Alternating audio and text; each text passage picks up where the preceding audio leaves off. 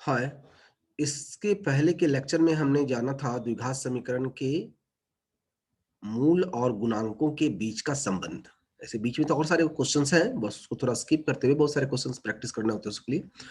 कुछ क्वेश्चन हम दिखाते हैं, इजी क्वेश्चंस ही हैं जो जेईई मेन में पूछा गया है। जेईई मेन की एग्जामिनेशन होती है एनआईटी में एडमिशन्स के लिए, फिर एडवांस में भी क्वालिफाई उसी से करते हैं, जो उसको पास करते हैं उनको एडवांस देने का मौका मिलता है। तो ठीक है, हम आते हैं इसमें। क्या क्वेश्चन है पहले इस पे आते हैं।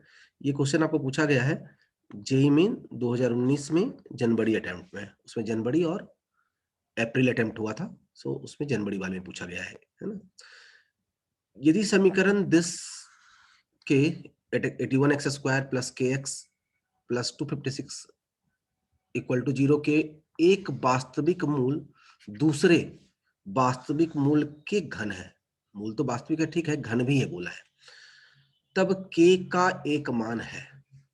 k का एक मान कौन सा है पूछा गया है ना। वास्तविक मूल की बातें हो रही है, ठीक है। तो हम इसको ऐसे ज्यूम कर लेते हैं कि गिवन जो इक्वेशन है आपका दिया हुआ 81x² plus kx plus 256 equal to 0 के जो मूल है, एक अल्फा है, बीटा ना मान के हम एक को अल्फा क्यूब मान लें। क्यों? जो एक का जो है दूसरा का क्यूब है। आप ऐसा भी एज्यूम कर सकते थे, बीटा एंड बीटा क्यूब, कोई भी एक चीज मान लीजिए, ठीक है ना। हमें तो के निकालना है ना, हम के पे जाएंगे। अब हम जो संबंध हमारे पास होता है मूलों का योग, अल्फा प्लस अल्फा का क्यूब बराबर क्या हो जाएगा, माइनस बी। बी यहाँ पे क्या है, के, तो माइनस के अपॉन 81 हो गया हमारे पास। एक संबंध ये हो गया। दूसरा क्या सा रिलेशन हो गया हमारा, मूलों का गुणनफल। मूल क्या है यहाँ पे, अल्फा अल्फा क्यूब का गुणनफल बराबर सी बाई ए, सो 256 अपॉन 81, ठीक है। So alpha power 4 equal to, यहाँ पे हम बोल सकते हैं 256 अपॉन 81। इसको बोल सकते हैं हम अल्फा स्क्वायर का होल स्क्वायर, ऐसे पकड़ सकते हैं। So alpha square equal to, इसका रूट लेंगे, 81 है, रूट लेंगे क्या होगा 256, 16/9 भी हो सकता है। माइनस वाला नहीं लेंगे, क्यों? क्योंकि जो अल्फा स्क्वायर है, अल्फा रियल नंबर है, क्या है, वास्तविक संख्या है। मूलतः वास्तविक संख्या का जो स्क्वायर करेंगे, वो वास्तविक संख्या का स्क्वायर निगेटिव नहीं होता, ऋणात्मक नहीं होता है। जैसे 10 का स्क्वायर 100, -3 का स्क्वायर 9। सो ये नहीं हो सकता है। कॉज कारण क्या है, अल्फा वास्तविक संख्या है। वास्तविक संख्या को कैपिटल आर से दिखाते हैं कि वास्तविक संख्या है, सिंस वो संभव नहीं है। तो फिर से क्या हो जाएगा, alpha square equal to 16/9। So alpha equal to क्या हो जाएगा इससे, प्लस माइनस 4/3, ठीक है। अब आते हैं इससे आगे की बात कि यहाँ पे जो के का इन्वॉल्वमेंट है, फर्स्ट इसको बोल ले रहे हैं और सेकेंड को मैं सॉल्व करके ये लाया है ना। फिर हम फर्स्ट से आगे बढ़ते हैं, लिखते हैं एक से क्या बोलेंगे हम, कुछ हमें दिख रहा है कि अल्फा यदि हम कॉमन ले लें तो इसको सिंपली ऐसे बोल सकते हैं।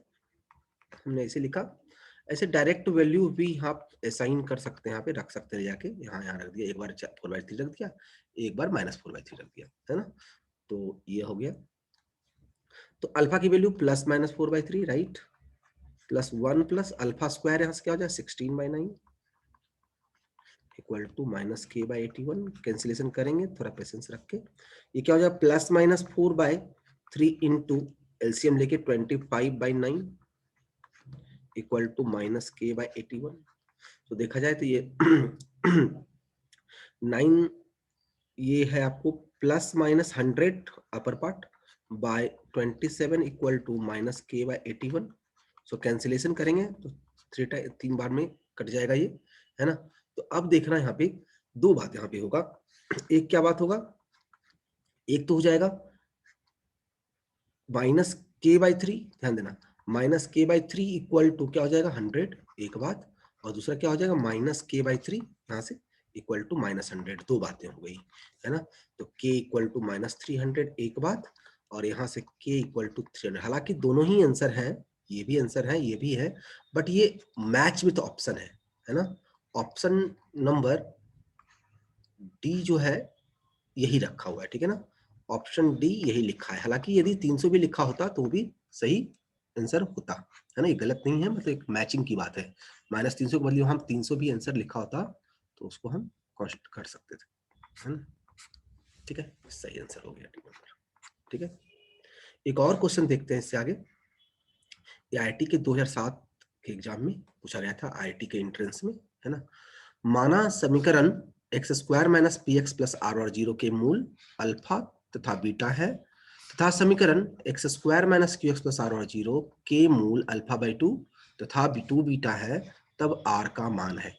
यहाँ पे पहले तो जो गिवन हमको लिखा है क्वेश्चन में वो देखते हैं पहले, फिर हम आगे बढ़ जाएंगे उससे, है ना। ये अल्फा बीटा बोला गया, हम इस तरह से सिंबलाइज कर दिया। दूसरा क्या है, x square minus q x plus r के मूल है, क्या मूल है, alpha by two and two beta. देखो जो ऑप्शंस हैं उसमें तो कहीं कुछ अल्फा बीटा नहीं लिखा है, तो मतलब दूसरे रूप में आंसर लाना पड़ेगा मुझे। तो पहले तो संबंध लिखते हैं जो हम कोएफिशिएंट्स और मूल के बीच होते हैं, उसके पे जाते हैं। इससे मूलों का योग क्या हो जाएगा, अल्फा प्लस बीटा का वैल्यू हो जाएगा p minus b by minus B, मतलब माइनस पी बाय वन, है ना, ए वन है यहाँ पे। एंड अल्फा इंटू बीटा क्या हो जाएगा, सी बाई ए मतलब आर बाय वन, तो आर हो गया, है ना, इसको वन बोल लो, इसको टू, है ना। और यहां से मूलों का योग alpha plus two beta equal to minus B, मतलब माइनस ऑफ माइनस क्यू, तो क्यू बाय वन हो जाएगा। और alpha by two into two beta equal to C by A मतलब आर हो जाएगा। यहाँ से मुझे अल्फा बीटा आर दिखाई देगा, दिखना अल्फा बीटा को भी बराबर आर यहाँ भी आया था, दो में भी चार में, दोनों एक ही चीज है, कोई नया रिलेशन तो नहीं मिला, बट यहाँ पे थर्ड में एक नया रिलेशन है, ठीक है ना। तो इस तीन रिलेशन 1 2 3 से हम आर की वैल्यू निकालेंगे, ठीक है ना।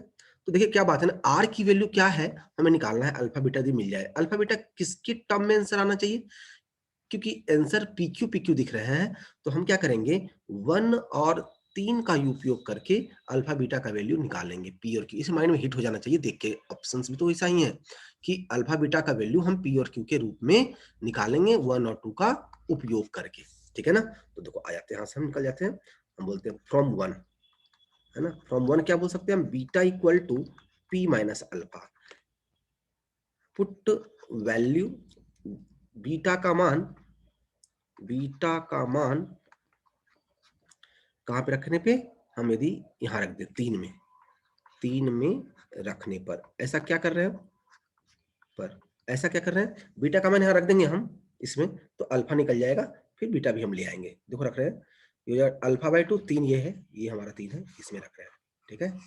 ये जो alpha by two plus two into beta का मान रख रहे हैं, पी माइनस अल्फा रख दिया इक्वल टू क्यू। अब वो सिर्फ अल्फा अल्फा इसमें दिख रहा है, हम क्या किए, जो एक विधि होती है प्रतिस्थापन विधि जो होती है समीकरण को हल करने का, उसका उपयोग कर रहे हैं, एक के बदले वैल्यू दूसरा रख रहे हैं, है ना। जैसे एक्स वाई में पढ़े थे ना, उस तरह वाला जो हम पढ़े हैं 10th क्लास में, वही यूज हो रहा है। तो यहाँ से क्या हो जाएगा, अल्फा बाय दो plus two p minus two alpha बराबर क्यू, ठीक है। This imply alpha by to minus two alpha, LCM लेके इस दोनों को एक साथ ले आए, इस दोनों को minus three alpha by two equal to q minus two p, हमें तो वही करना ही है ना। तो अल्फा इक्वल टू क्या हो जाएगा, माइनस टू बाई थ्री, यहाँ से ये वाला into q minus two p, so alpha equal to two by three into two p minus q, है ना। इस तरह के ऑप्शंस दिख भी रहे, आ भी रहा है।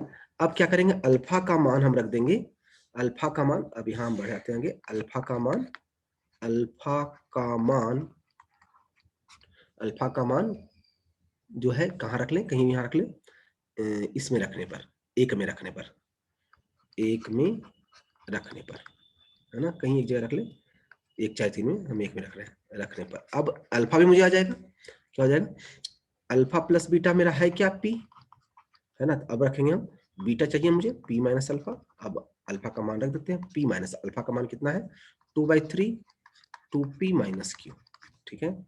सो थ्री हम क्या ले रहे हैं, एलसीएम ले रहे हैं, loss of three, three P minus minus two को टू पी से गुना करेंगे, minus four P plus two Q, multiply हो रहा है ये, इससे फिर गुना हो गया, तो इक्वल टू कितना आ गया, यहाँ से आ गया क्यू पी पी वाला एक साथ टू क्यू है, यहाँ minus p, two q minus p by three, ये हमारा बीटा का मान हो गया, है ना। अब क्या होगा, अब हम बोलेंगे आर बराबर क्या है, अल्फा बीटा, है ना। तो अल्फा कितना है हमारा, आर और अल्फा बीटा है 2/3 2p minus Q, and beta क्या है 2q माइनस p/3, है ना। यहाँ से बीटा का मान और यहाँ से अल्फा का मान, ठीक है, हमने इसमें रख दिया। कितना आ गया 2/9, ध्यान देना 2p minus Q into 2q minus p, ठीक है।